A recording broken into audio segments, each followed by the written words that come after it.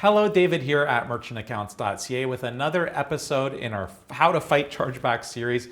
This one is for how do you fight chargebacks with the item or service not as described reason code. Stay tuned because we'll dig in 1 second. So of all the chargeback reason codes, this is perhaps one of the most subjective ones and arguably the easiest one to fight, maybe. Kind of unclear, but you do have a chance. So the nature of this chargeback reason code, that is the item or service is not as described, is that the customer ordered something, they admit they ordered it, they admit they received it, but they aren't happy with it for whatever reason. They're saying that they bought a Rolex, but they received a Rorex. They're saying that they rented a villa, but they showed up and it was a shanty. They paid for expertise, but they received something much less. They simply didn't receive what they expected, and importantly, they didn't receive what was promised to them, which is the nature of the dispute. So, what was promised to them? When you fight chargebacks, I can give general advice. It's impossible for me to do a YouTube video and make it perfect for every business because every business is unique. But here's the starting point of the question for this specific chargeback reason code. What, I mean exactly what did you promise to your customer, both in your web copy and in your terms and conditions? So let me give you an example. If you have a website selling something, but you bury it in your terms and conditions that the item received may not be representative of what they saw on the website, well, in that case, you're going to lose that chargeback.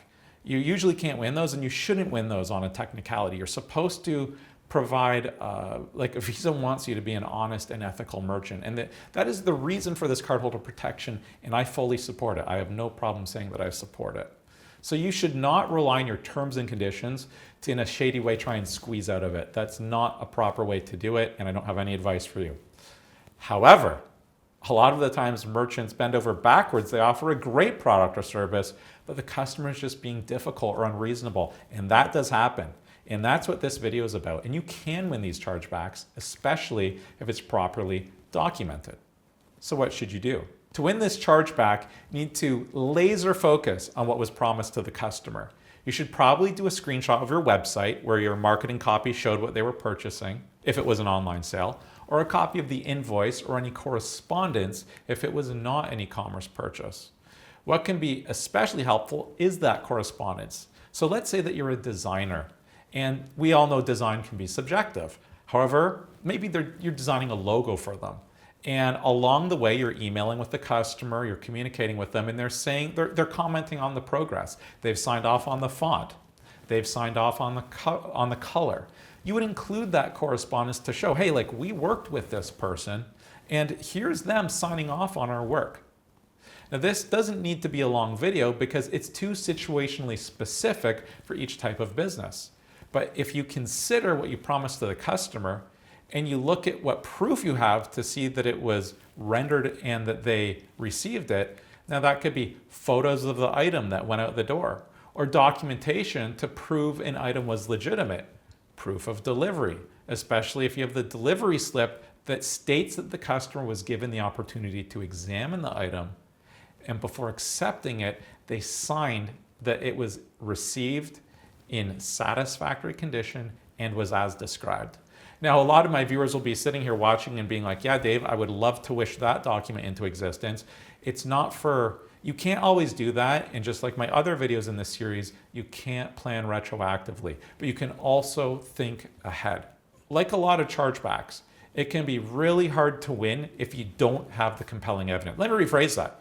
Like a lot of chargebacks, it can be impossible to win if you don't have compelling evidence. And if you're watching and saying, oh man, I wish I had what Dave's talking about, sometimes these are lessons that we take away to fight and win the next one. Now, I don't want to upset any viewers, but I also want to be honest with the situation.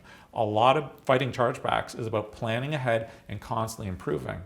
And it's also how you provide your evidence in the chargeback response. So when you do fight the chargeback, laser focus in on proving it, but keep it concise and short. I had a mistake one time. I had a client that did, I won't go into the whole story. They had pages upon pages of documentation, photos. The customer was there in person. They still lost. The reason they lost is it was too long. Now they shouldn't have, it was wrong that they lost. It was the card issuer dropped the ball. But guess what? The card issuer dropped the ball. They have humans there, they're working, they're not emotionally invested, they don't want to read an encyclopedia. So you have to, I always say, write it like it's a kindergarten child on the other side. Our customer bought this. Let's go with the designer example. They hired us to design a logo. Here's the logo. On January 10th, they hired us. On February, we signed off on the font. In March, we signed off on the final design. That's it. That's all that you need. So in summary, include the copy on your website or any correspondence that explained what they were purchasing. Include a top copy of your terms and conditions that govern the sale. And then include any correspondence, anything along the way that can prove that you actually delivered what was promised to this customer.